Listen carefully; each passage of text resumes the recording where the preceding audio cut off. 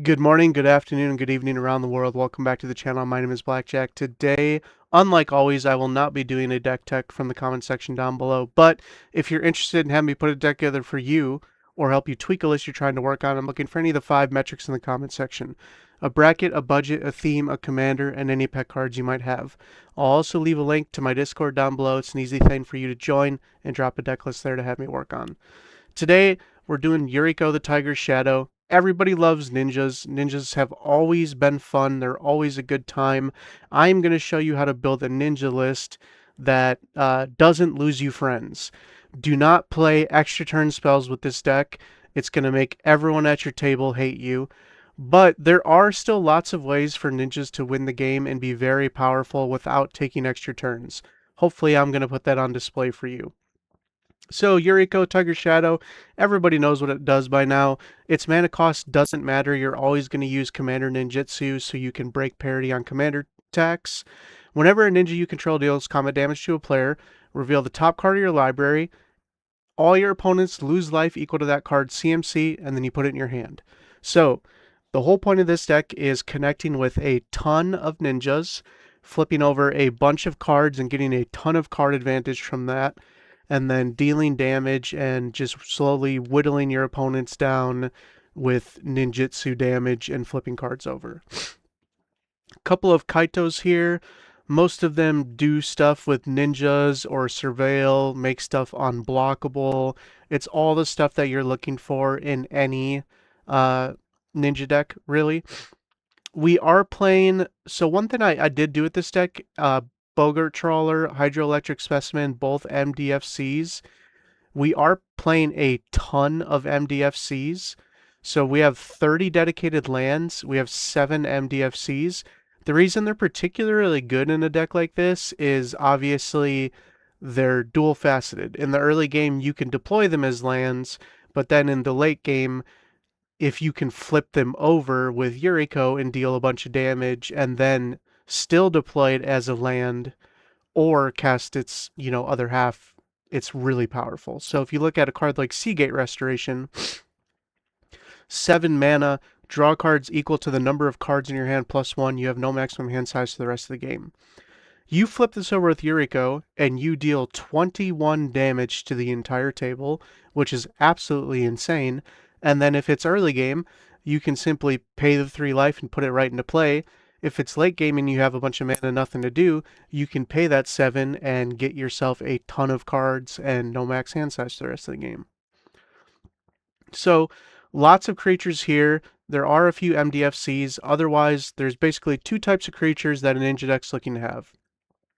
Looking to have creatures like this, which are low costed cards that are hard to block, whether it's can't be blocked, flying, uh, pay 1 can only be blocked by creatures with haste, can't be blocked, can't be blocked. Low cost cards like that that you're going to deploy on turn 1 every single time, every single game. You want to have one of these to deploy on turn 1. Turn 2, you put your second land down, you attack with this Changeling Outcast, and then you immediately Commander Ninjutsu in Yuriko, and the party starts.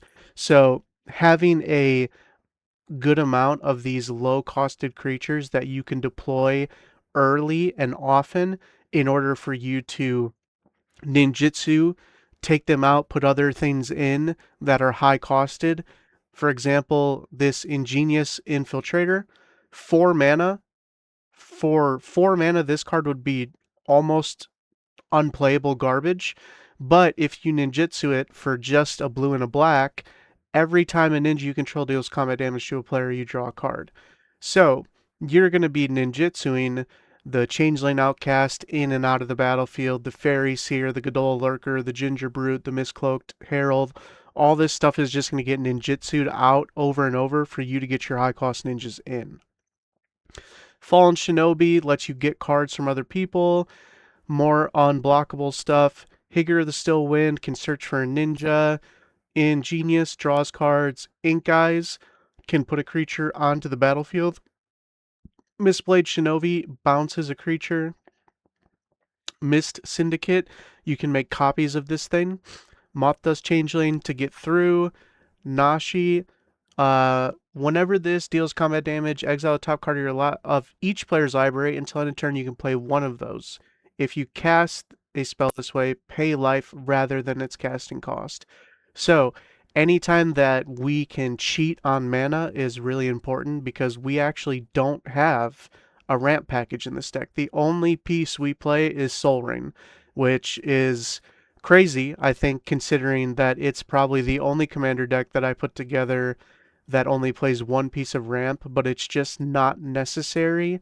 Not only is it not necessary, but I don't think it's optimal to really play ramp in this deck because everything you're doing realistically, you should be able to operate around 2 to 4 mana, and really the super late game stuff isn't coming until, the late game. So at that point, you should have 6, 7, 8 mana in play. If it's turn, 8 or 9, realistically, you're going to be drawing so many cards from all these ninjutsu abilities that you're going to be making land drops every single turn, which obviously is always important because at the end of the day, this is a ninja deck, but ninjas live and breathe on the back of control.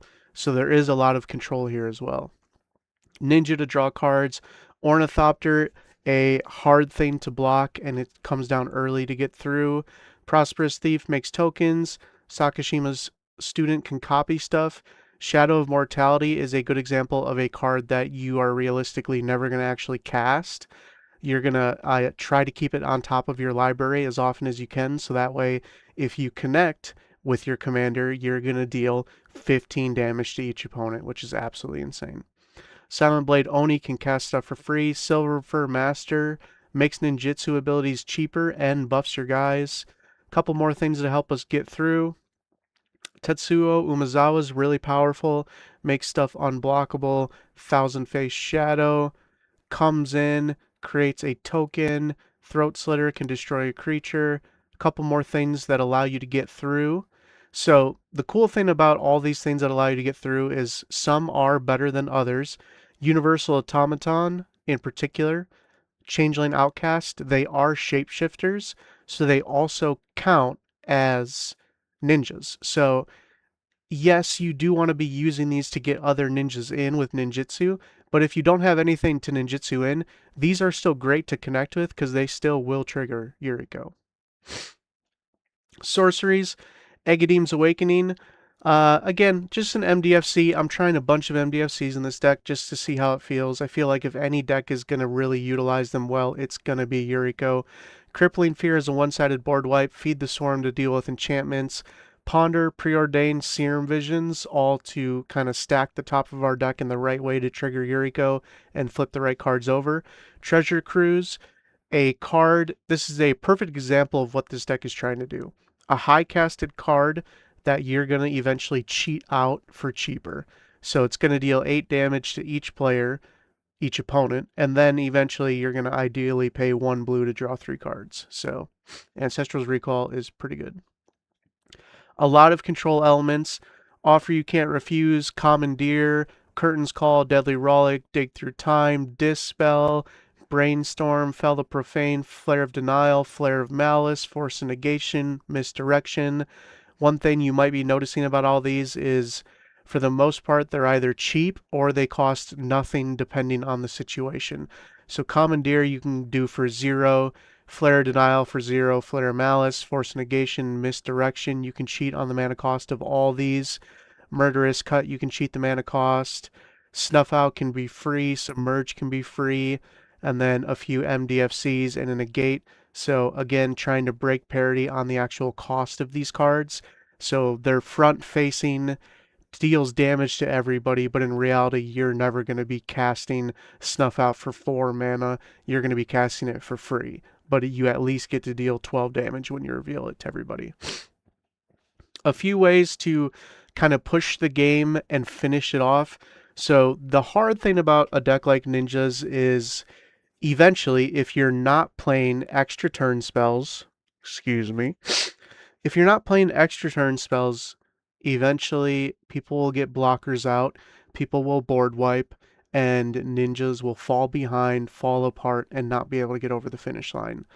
Instead of playing that stuff, I'm playing a bunch of cards that make your creatures unblockable to force your deck over the finish line.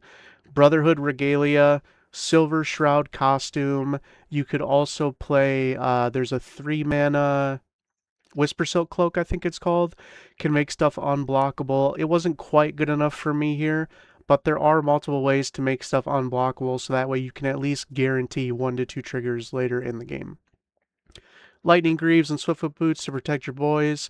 Scroll Rack and Sensei's Top are some of the best cards in this deck. They help you rearrange the top card of your library, so that way it's always dealing a bunch of damage and being impactful with Yuriko.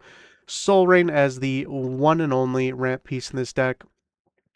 Not super necessary, but it is a Soul Ring. At the end of the day, our perception of Soul Ring gets watered down because every deck plays one, but this card is absolutely insane. It is not legal in most traditional formats for a reason. This card is crazy broken, and it's hard to justify not putting it in a deck, even for Yuriko. One enchantment, Smoke Shroud, a cool card that interacts with ninjas and gives flying. Like I said, 30 lands of note. Access Tunnel to get over the finish line with unblockable. Rivendell to stack the top of your library. Secret Tunnel, Shizo Death Storehouse, and the Black Gate are all more ways for you to essentially guarantee you can get over the finish line. And then finally, Mystic Sanctuary is an interesting way for you to perhaps get a large costed thing like a treasure cruise back on top of your library, connect with Yuriko, reveal it, and deal another 24 damage to all of your opponents. So overall, Ninjas is insanely fun. I can't say that any other way. Ninjas is a fantastic time. It just gets annoying once it starts taking extra turns. But if you don't go that route and you go the route of just playing more ninjas and just leaning into the idea of the deck, which is deal damage, play ninjas, try to win through control, I think it's super, super cool. I highly recommend trying it out if you never have before. It's a very good time. So thank you so much for watching. As always, Godspeed.